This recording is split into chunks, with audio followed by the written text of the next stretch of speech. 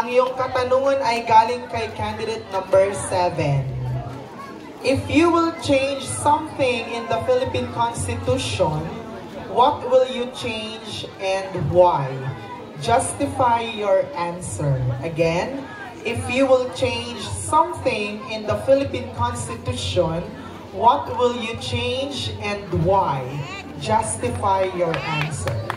Wow! Maraming salamat po sa isang napakaganda at napakahirap na katanungan na naiatang sa aking mga balikat. Sa dinami-dami po ng konstitusyon or batas dito sa ating Pilipinas, if there is one thing na tatanggalin ako or babaguhin, anong araw po ba ito at bakit? Ngunit sa pagkakataon po ito, ako po ay lumaki sa Tondo, Manila, na kung saan napakaraming krimen, trahedya, away at patayan na nanggagaling mismo sa aming mga kabataan. At kung may tatanggalin akong changes sa pagbabago sa konstitusyon ng ating bansang Pilipinas, ay tatanggalin ko ang juvenile law. Ano po yon? Ayun po ay ang mga kabataan na hindi pwedeng makulong sapagkat ang dapat lamang pong makulong or mapurusahan ay ang 18 years old pataas. Bakit?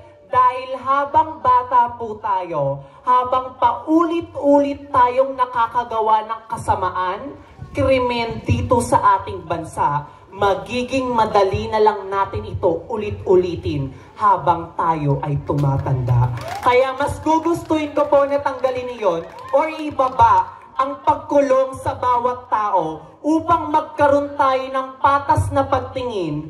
Bakit? Dahil ano po ba ang mas gugustuhin ninyo?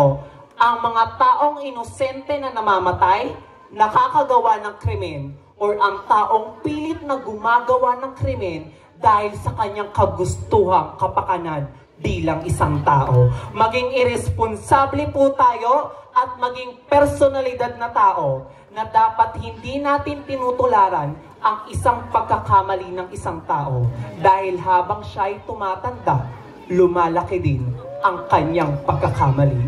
Because always remember, in what Pope Francis once said, there is no justice in killing in the name of Jesus. Thank you.